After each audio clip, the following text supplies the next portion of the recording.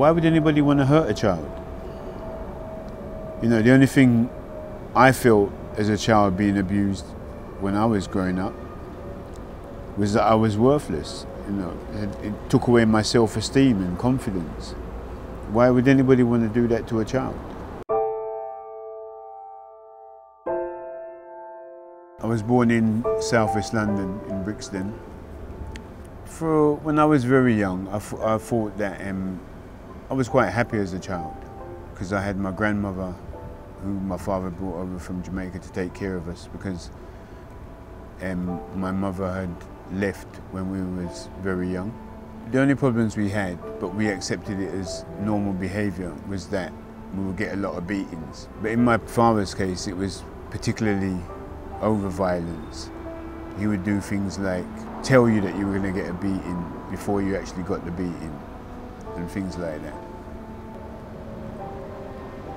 My father was also a drug dealer, so I grew up in a life that evolved around crime and selling drugs, stuff like that.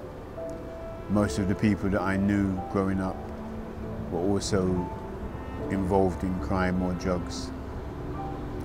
When I was 13, there was an incident with my father where he attacked my grandmother. And I suppose all the beatings that I had taken from him over the years and everything like that, I could take them, but there's something snapped in me when he attacked my grandmother. And I grabbed hold of him, but it was just kind of instantaneous. I grabbed hold of him, and the next thing I was thinking is, what am I going to do now? Because he's a big, powerful man, and I was actually terrified of him. In the end, you know, we were there grappling for a little while until eventually I pushed him away and my grandmother said, run. And I ran out the house. Luckily enough, he didn't catch me, and I ran away. And from the age of 13, I found myself on the streets. By the age of 14, I became a father. So by the age of 15, I had my own flat and own family, basically. I suppose in those days, though, there was no help or support from the government or the system or social services or anything like that. And for me, the only means I had of supporting myself was by selling drugs or committing crime, which is what I did. And that's how my life was for most of my life. As a young lad, I had quite a bit of money, and that in turn helped me to meet the right people and get involved in bigger deals and different propositions until eventually I ended up in America. I ended up in America when I was 23. But before that, I had travelled, I'd been to all the various places like Amsterdam and Morocco and stuff like that, and done stuff. So I was quite well known, and I'm still quite well known today. Throughout my life, I'd been in and out of prison for a number of different offences, anything ranging from fraud, burglary, robbery. For quite a long time, I was lucky.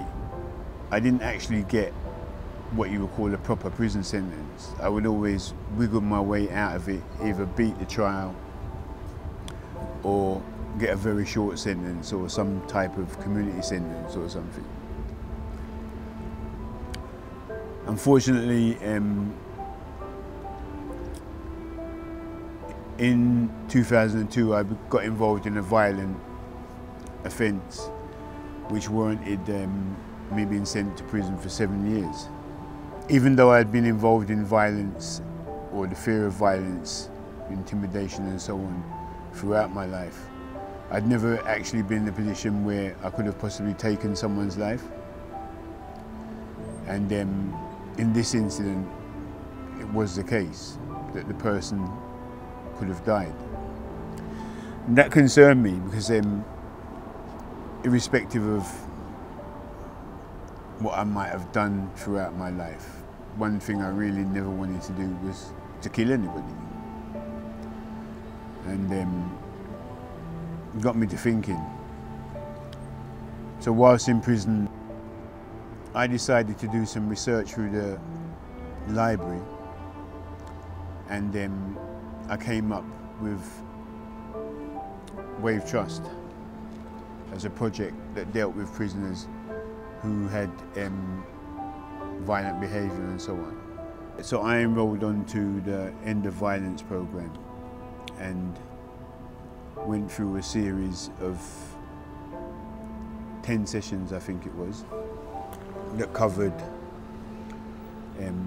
anger management, drugs, alcohol, relationship with your life and what your purpose in life, basically. And just the reasons why I was the way I was, why I was violent, in the simple terms. What's good about my life now is that I'm calm and I don't let things affect me the way that they used to. I'm more thoughtful, more respectful, more appreciative of life in general. And not just of my own feelings, but other people's feelings as well.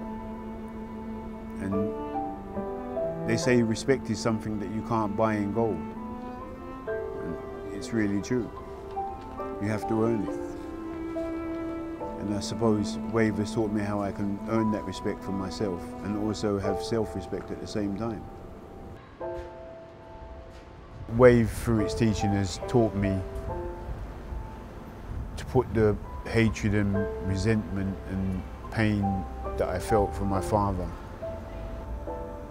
away now. So, you know, I live my life without that. Thinking about him every day, how much I hated him and so on and so on. And I have a different understanding now as to why he was how he was. He just didn't know any better. And it was just as simple as that. If I look at my own life and put it into the position of the 70/30 project, I can see that if early intervention or family support had been in my life, then the odds are that I might not even be here making this video today.